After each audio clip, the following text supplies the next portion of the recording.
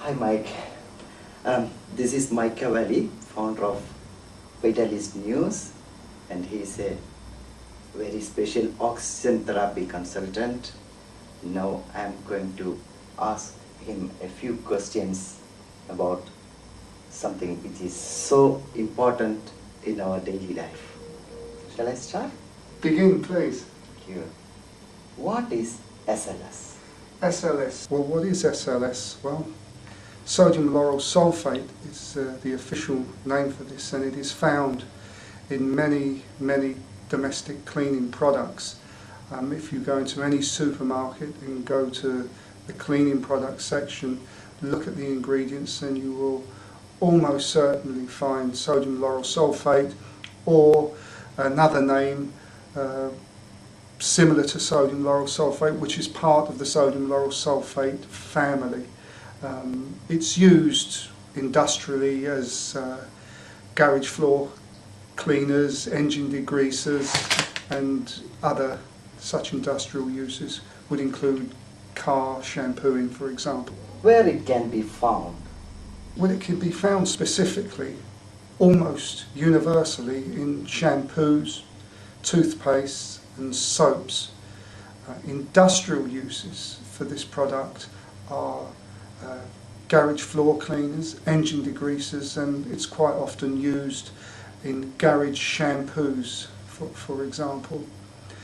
It's interesting to note also that in laboratory tests and clinical tests, sodium lauryl sulfate throughout the world is used as the primary skin irritant, and this is what makes it so hideous and almost actually quite ridiculous that we actually put this stuff onto our body.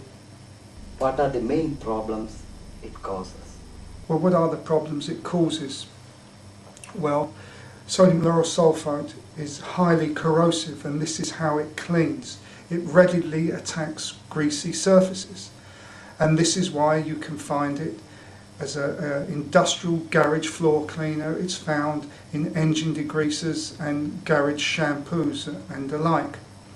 Now, because it is corrosive, what actually happens is it destroys the protective layer on your scalp. It dries the skin, and the skin flakes and falls off, and this is partly what dandruff is. It's not the prime cause of dandruff. There is in fact no prime cause of dandruff, but that is another subject that we can talk about. What happens is once you have a shower and you wash your hair, your skin is the largest living and breathing organism. Your pores open up and you bring the water and the shampoo and all the chemicals that go with it directly into the brain area. Seeing as water is a transporter, it will transport this product, sodium lauryl sulfate, all around the brain area. Now, even at trace levels, if you do this for prolonged periods, it won't be able to remove all this product from the brain area and thus the rest of the body. This is because over a period of years that your body has been building up more toxins, and there's only so much your immune system can cope with, and it gets rid of what it deems is the most important. Other toxins that your body bring in, for example, are chlorine in the water, MSG, aspartame, fizzy drinks, excessive alcohol and tobacco, just to name a few. But the story doesn't end there, because water being a transporter is moving all the time.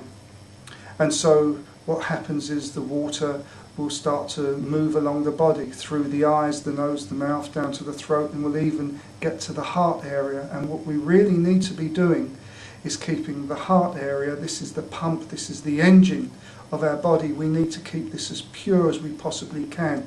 So having toxins floating around in our body, particularly reaching the heart area, is not a very good thing to do. It really is that simple, that we need to eradicate this substance from our body because we have no genetic need for it. Is it a drug? This is a bit of a difficult question to answer, because it is labelled as a drug, depending on which part of the world you're from. Of course, it's labelled as a drug when it's used in bubble baths because of the high concentration level that it has. Interestingly, the studies have shown that prolonged use of sodium lauryl sulfate is harmful with concentrations of 1 to 2% when it comes in contact with the skin. Most domestic products contain somewhere in the region of between 10 and 20%. Why is it used in shampoos? As I mentioned at the beginning, it readily attacks greasy surfaces, and if our hair is greasy, then the sodium lauryl sulfate will go straight for the greasy areas. But there really is no need for this. It really is there to aesthetically make us feel good when we're in the shower and we get these lovely bubbly suds. This is all it is used for. It really does nothing else other than make us feel like we're washing our hair. What we can do on a by note here is we can massage our scalp with jojoba oil. This is excellent as it will try and reverse some of the damage that sodium lauryl sulfate can do. By massaging jojoba oil into your scalp, it prevents the blockage of the hair follicles caused by excessive sebum and cholesterol in the scalp. And you can also massage rosemary oil into your scalp. This promotes healthy hair and it also promotes stronger hair. The SLS is designed to make the lather while you're washing your teeth, and it gives you that aesthetically pleasing look and feel to while you're washing your teeth. So if you don't mind having your teeth cleaned by corrosion, then I guess you don't mind using sodium lauryl sulfate. But remember, this is also used in other many domestic products. It's also found in carpets, for example.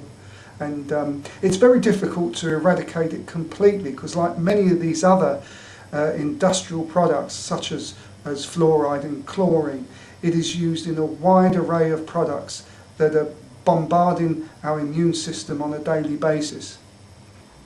I would like to thank you for your presence and your wonderful talk which you delivered regarding the SLS and all sorts of related things and how you can avoid all the dangers from the SLS. It was really wonderful.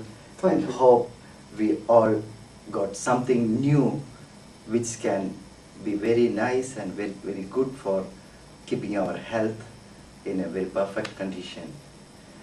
So thank you very much. Thank you. See you next time. Thank you very much. Pleasure.